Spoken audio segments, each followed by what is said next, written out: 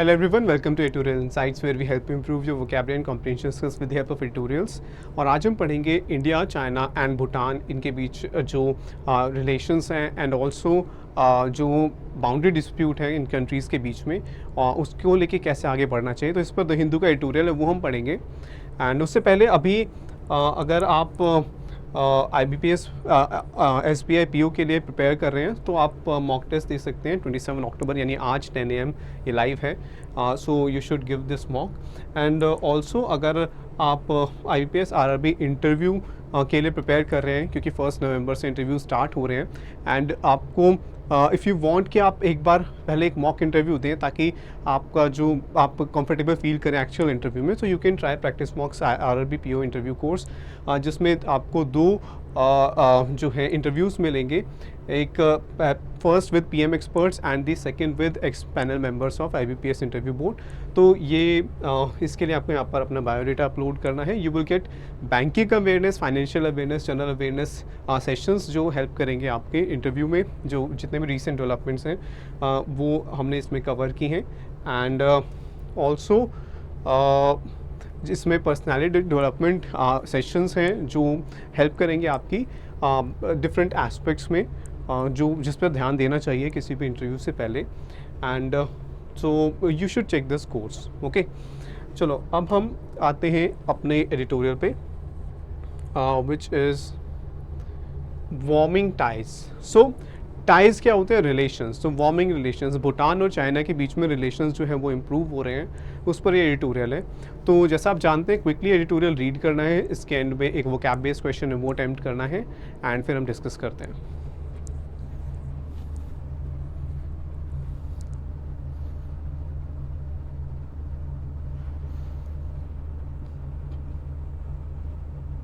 Next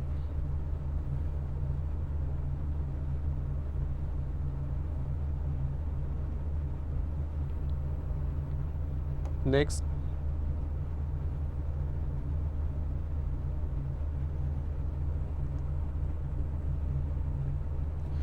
okay, सो आप I hope आपने ये एडिटोरियल रीड कर लिया है। हमें वेरी वर्ड से जो क्लोजेस्ट मीनिंग कन्वे कर रहा है वो वर्ड चूज़ करना है। Epics, imprudent, prospective, palatable and sceptical. तो ये 5 वर्ड्स हैं। तो इसका आंसर हम पैसेज डिस्कस करने के बाद देखेंगे। सो टाई क्या होते हैं? रिलेशंस, ठीक है। तो warming ties, improving bilateral relations between Bhutan and China. So this week's visit of Bhutan's foreign minister Tandi Dorji to China was unprecedented on several levels. तो अनप्रेसिडेंटेड, प्रेसिडेंट कोई चीज़ पहले हुई है, ठीक है, जो कि आगे के लिए एग्जाम्पल सेट करती है। अनप्रेसिडेंटेड मतलब पहले जिसका कोई कैसे कुछ हुआ ही नहीं उसके जैसा। तो उसके जैसा कोई एग्जाम्पल नहीं है हमारे पास। तो कोई ऐसी चीज़ जो पहले ना कभी देखी गई है ना कभी एक्सपीरियंस की गई है, तो ये है अनप्रेसिडेंटेड। तो ये जो फॉरेन मिनिस्टर की जो मीटिंग है, की जो विज़िट है भूटान के फॉरेन मिनिस्टर की चाइना में विज़िट, ये अनप्रेसिडेंटेड है, पहले ऐसा कभी नहीं हुआ। और ये कई लेवल्स पर है। कैसे? Bhutan and China do not maintain diplomatic relations. दोनों कंट्रीज़ के जो है जो डिप्लोमेटिक रिलेशंस नहीं है, यानी कि जो भूटान है उसकी चाइना में एम्बेसी नहीं, चाइना की भूटान में नहीं है, लेकिन फिर भी ये जो भूटानीज प्राइम मिनिस्टर की विज़िट है चाइना में, ये इम्पॉर्टेंट है, सिग्निफिकेंट है। His visit is the first ever by a Bhutanese foreign minister. तो ये पहली विजिट है किसी भूटानीज फॉरेन मिनिस्टर की China visit. Moreover, the main purpose was the holding of boundary talks that have not taken place in more than 7 years. तो 7 साल से दोनों कंट्रीज़ के बीच में बाउंड्रीज से रिलेटेड कोई भी टॉक्स, कोई भी बातचीत नहीं हुई है। और उसी टॉपिक पर डिस्कशन के लिए जो फॉरेन मिनिस्टर है वो चाइना गए थे। तो ये इम्पॉर्टेंट है। The talks appear to yield substantive progress. तो अब जो ये वहाँ पर जो बात हुई, जो कॉन्वर्सेशन हुई, तो उससे क्या मिला? यील्ड मतलब to give, to produce something. तो इन टॉक्स से क्या हुआ? हमें कुछ सब्सटेंटिव मतलब कि कुछ रियल प्रोग्रेस, ऐसा नहीं कि सिर्फ कहने के लिए, एक्चुअल प्रोग्रेस हुई है। तो सब्सटेंटिव प्रोग्रेस क्या होता है? आगे बढ़ी है बात. Okay, according to a joint statement, with both countries having also signed a cooperation agreement outlining the functioning of a new joint technical team for the delimitation and demarcation of the boundary. तो अब यहाँ पे दोनों countries ने एक cooperation agreement sign किया. Outlining, outline क्या होता है? आप बाउंड्री बनाते हो, किसी चीज़ की आउटलाइन बनाते हो. तो जब आप किसी चीज़ को आउटलाइन करते हो तो आप उसका एक स्केच बनाते हो, एक समरी आप प्रेजेंट करते हो. उसको डिटेल में नहीं बताते, आप उसकी आउटलाइन बनाते हो, यानी कि सिर्फ आप समरी, सब इंपॉर्टेंट पॉइंट्स कवर करते हो. तो जो यहाँ पर है कि जॉइंट स्टेट दोनों कंट्रीज़ ने एक तो कोऑपरेशन एग्रीमेंट साइन किया है. ठीक है, उस एग्रीमेंट में क्या है? उस एग्रीमेंट में वो बता रहे हैं इंपॉर्टेंट पॉइंट्स किसके, the functioning of a new joint technical team. तो उस एग्रीमेंट के बेसिस पर एक दोनों मिलकर एक टीम बनाएंगे, जॉइंट टेक्निकल टीम. किस चीज़ के लिए? Delimitation and demarcation of the boundary. Delimitation आपने वैसे भी न्यूज़पेपर्स में पढ़ा होगा कि डीलिमिटेशन होगा लोकसभा कॉन्स्टिट्यूएंसीज़ का, मतलब कि बाउंड्रीज़ को फिक्स करना, पॉलिटिकली किसी बाउंड्री को डिफाइन करना कि ये बाउंड्री होगी. ठीक है, तो डीलिमिटेशन के अब भूटान के कुछ रिप्रेजेंटेटिव्स होंगे, चाइना के कुछ रिप्रेजेंटेटिव्स होंगे, और वो मिलके डिसाइड करेंगे कि बाउंड्री कहाँ पर डिसाइड करेंगे कहाँ पर होनी चाहिए, जो भी डिस्प्यूटेड रीजन्स हैं वहाँ पर. ओके, एंड डिमार्केशन होता है उस बाउंड्री को एक्चुअली वहाँ पर बनाना. एक होता है कि पॉलिटिकली आप एक मैप पर डिसाइड करते हो, एक होता है डिमार्केट, मतलब आप वहाँ पर क्लियरली एक जो फेंसिंग है, ठीक है, आप वहाँ पर क्लियरली बनाते हो उस लाइन को, तो वो है डिमार्केशन.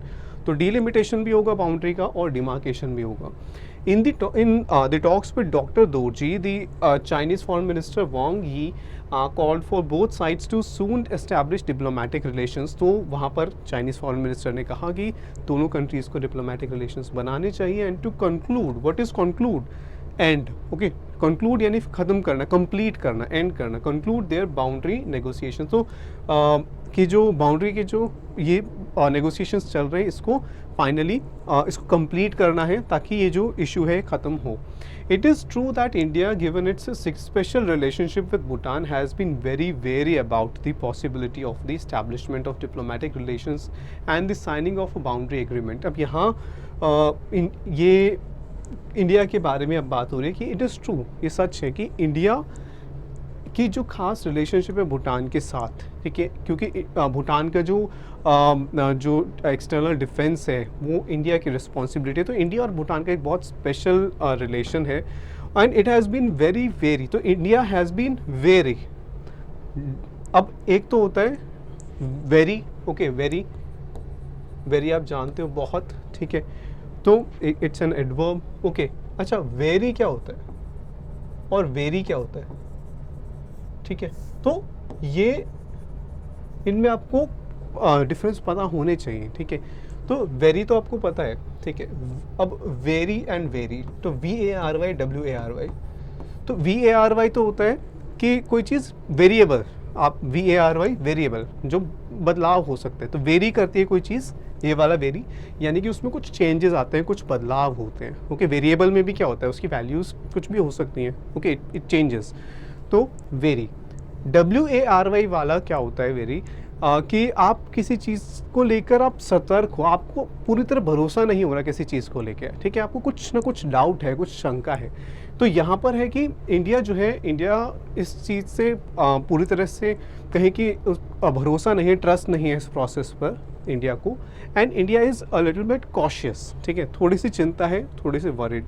तो ये वेरी का मतलब वो है. Okay, so very about the possibility of the establishment of diplomatic relations and the signing of the boundary agreement. तो ये जो दोनों कंट्रीज़ के बीच में, भूटान और चाइना के बीच में जो डिप्लोमेटिक रिलेशंस एस्टैब्लिश करने की बात हुई और फिर कहा जा रहा है कि बाउंड्री एग्रीमेंट भी होगा, तो इसको लेके इंडिया थोड़ा सा कॉशियस है. बट बोथ दोज आउटकम्स होते हैं, किसी कोई प्रोसेस चल रही है, उसका क्या नतीजा निकला, ठीक है, क्या रिजल्ट रहा. So both those outcomes increasingly appear inevitable. Evitable जिसे आप अवॉइड कर सकते हो, इनएविटेबल जिसे आप अवॉइड नहीं कर सकते, यानी जो होगा ही, ठीक है, उससे बच नहीं सकते. तो अब ये जो दोनों आउटकम्स हैं कि दोनों भूटान एंड चाइना के बीच में डिप्लोमेटिक रिलेशंस एस्टैब्लिश होना और दोनों के बीच में जो बाउंड्री है उसको रिजॉल्व होना, ये दोनों चीज़ें इनएविटेबल है, यानी कि ये होनी ही है, ठीक है, इन्हें रोका नहीं जा सकता. Indeed Only this month, the Bhutanese Prime Minister, in an interview with this paper, said that the two countries were inching towards the completion of a three-step roadmap on boundary delineation and demarcation. तो जो Bhutanese prime minister ने the Hindu में कहा था एक interview में कि जो दोनों कंट्रीज है, China and Bhutan, they are inching towards, inch is a very small distance. तो आप इंच इंच करके जब आप बढ़ते हो, यानी आप एक बहुत स्मॉल पेस पर बढ़ रहे हो, पर बढ़ रहे हो। तो इंचिंग टूवर्ड्स यानी they are slowly moving towards the completion of a three step road map. Road map is a plan, ठीक है, ऑन बाउंड्री डिलीनिएशन।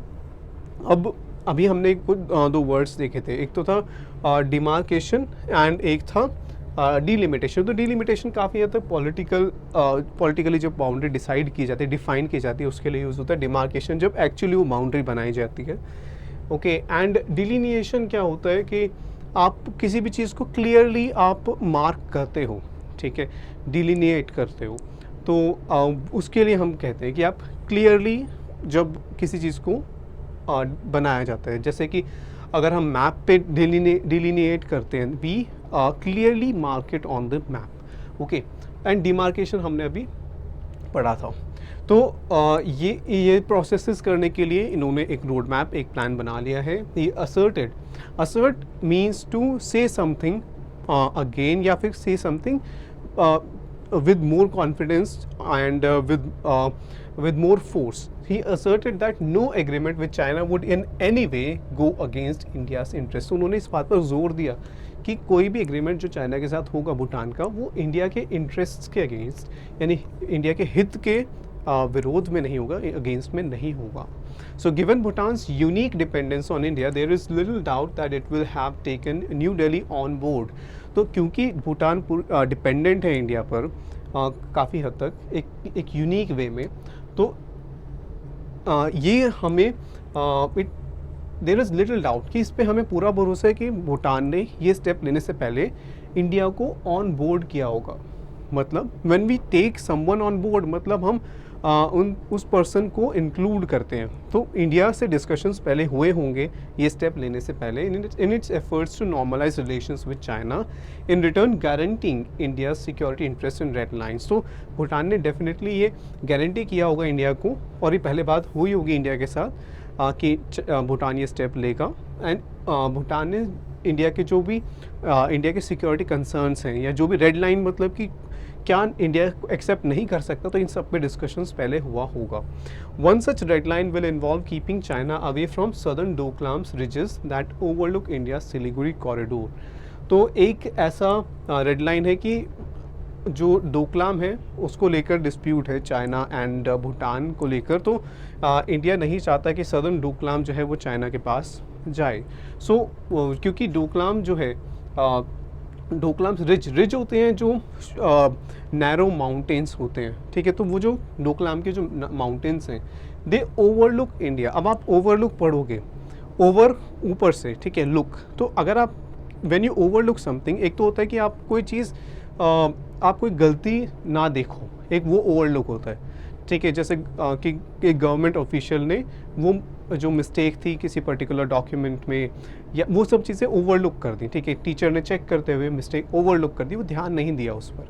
लेकिन यहाँ पर ओवरलुक का मीनिंग डिफरेंट है। इट मीन्स कि आप किसी चीज़ को, किसी जगह को ऊपर से देख पा रहे हो। तो डोकलाम के जो माउंटेन्स हैं, वहाँ से इंडिया का सिलीगुड़ी कॉरिडोर जो है वो ईजिली विजिबल है, एक्सेसिबल है। और इंडिया के लिए वो एक रेड लाइन है, इंडिया को एक्सेप्ट नहीं करेगा अगर वो जो है चाइना के पास जाती है। Even as Beijing and Thimphu consider a swap between territories in the valleys of the north where Bhutan is coming under intense Chinese pressure.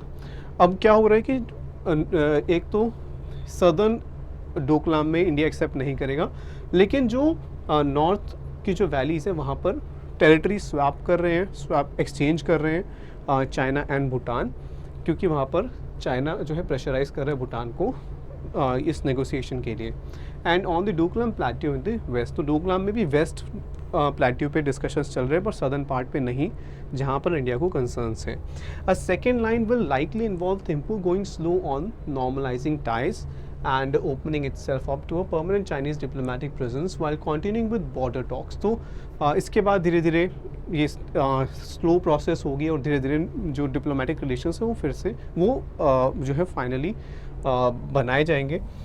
The question now facing New Delhi is how best to protect its interests. Okay, one lesson from the crisis that was thrust upon. When you thrust up something upon someone, यानी कि आपने उसके ऊपर थोप दिया या कहीं कि आप नहीं चाहते थे पर फिर भी आपको वो चीज़ एक्सेप्ट करनी पड़ रही है.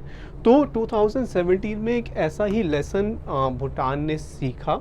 ये जो है one lesson that the crisis that was जो ये जो थिम्फू भूटान की कैपिटल है, तो भूटान पर जो एक क्राइसिस थ्रस्ट किया गया यानी कि जो है पुश किया गया था, वो ये उससे हमने क्या सीखा कि during the India China Doklam standoff is that India's interest are better served by taking Bhutan on board. तो इंडिया के जो हित हैं, भारत के जो हित हैं, they are better served by taking Bhutan on board. On board यानी इन्वॉल्व करना, भूटान को इन्वॉल्व करने से ज़्यादा बेनिफिशियल होगा इंडिया के लिए. And aligning strategies rather than by expecting acquiescence. Aligning strategies means कि भूटान को इंक्लूड करना, स्ट्रैटेजी बनाना, दोनों कंट्री स्ट्रैटेजी बनाए और फिर डिस्कस करें, ठीक है, ना कि रादर दैन ना कि by expecting acquiescence from a sovereign nation. Acquiescence होता है कि बिना किसी विरोध के, बिना मना किए बिल्कुल आप हर चीज़ मान लो.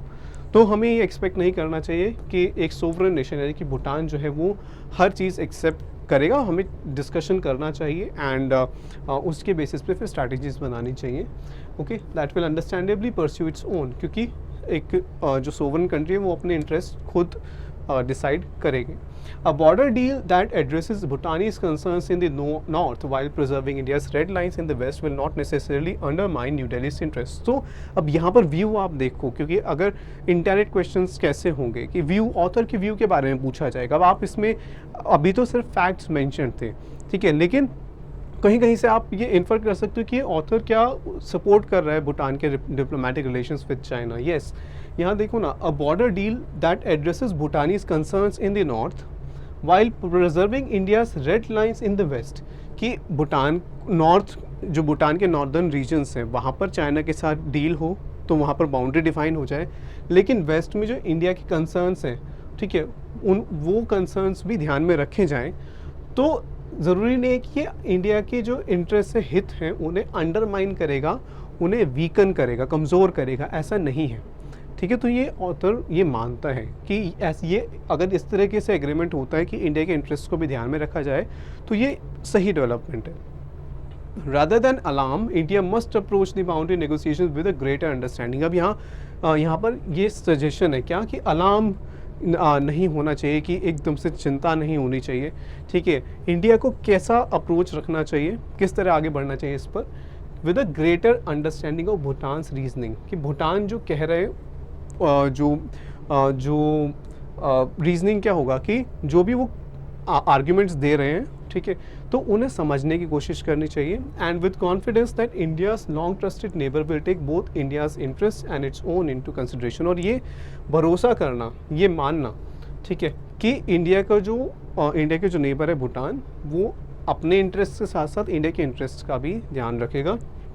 टेक समथिंग इनटू कंसिडरेशन यानी कि ध्यान में रखना किसी चीज़ को, okay, before any final agreement. तो इट्स अ सजेशन कि एक अलार्म की बात नहीं है, एक इतना बड़ा चिंता का विषय नहीं है. ऑल्दो कंसर्न भी मेंशन किया, ऐसा नहीं है कि इंडिया के कंसर्न्स हैं और वो लेजिटिमेट कंसर्न्स हैं, उनको सपोर्ट कर रहा है ऑथर, ठीक है. और ये कह रहे हैं कि अगर इंडिया के कंसर्न्स को ध्यान में रखा जाए तो फिर ये डील जो है वो अलार्म की बात नहीं है.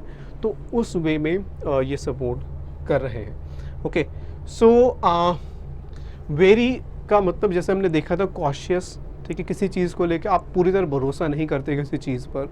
तो ये स्केप्टिकल है जो वेरी का मीनिंग कन्वे करे. क्लोजेस्ट जो है इनमें ई ही है, सो E is the right answer. लेकिन बाकी वर्ड्स भी हमें पता होने चाहिए, ठीक है. तो हम सिर्फ एक वर्ड नहीं सीखेंगे, हम बाकी 4 वर्ड्स भी देखेंगे. तो एपेक्स इज व्हाट, किसी भी चीज़ का हाईएस्ट पॉइंट, एपेक्स कोर्ट जब हम कहते हैं, तो सुप्रीम कोर्ट के लिए एपेक्स कोर्ट भी यूज़ किया जाता है. ओके, तो हाईएस्ट जो होता है, ठीक है. तो इम्प्रूडेंट प्रूडेंट कौन होता है? जो आगे के बारे में सोचता है, कोई भी डिसीजन लेने से पहले देखते हैं कि इसके आगे क्या क्या कॉन्सिक्वेंसेज हो सकते हैं ध्यान से, और फिर वो कोई स्टेप लेता है। इम्प्रूडेंट होता है जो नहीं सोचता आगे क्या होगा इसका, ठीक है, जो आप डिसीजन ले रहे हो उसके क्या अंजाम हो सकते हैं, आप नहीं सोचते, तो दैट इज़ इम्प्रूडेंट। प्रोस्पेक्टिव होता है कि जो फ्यूचर में होने वाला है, जैसे प्रोस्पेक्टिव बायर, प्रोस्पेक्टिव कस्टमर, यानी अभी कस्टमर नहीं है लेकिन कस्टमर बन जाएंगे, ठीक है, या प्रोस्पेक्टिव बायर, ठीक है, तो ये उस सेंस में यूज़ होता है, बट ये भी इनकरेक्ट है। पैलेटेबल इज़ एक तो जो आप टेस्ट कर सकते हो, जो आपको जो है कि जो आप खा सकते हो, एक पैलेट, ठीक है, पैलेटेबल जो आप एक्सेप्ट कर सकते हो, जो आप कंज्यूम कर सकते हो, ठीक है। So this is also not appropriate, so E is the right answer, okay. And जो इंपॉर्टेंट वर्ड्स एंड फ्रेजेस थे वो यहाँ पर मेंशन्ड है, आप स्क्रीनशॉट भी ले सकते हो। एंड जो है कंपाइल्ड वोकैबुलरी पूरे मंथ की वो भी अवेलेबल होगी मंथ एंड में या नेक्स्ट मंथ के बिगिनिंग में, तो आप वहाँ से भी रिवाइज कर सकते हो अपने एग्ज़ाम के लिए। So I hope you like this session, thank you.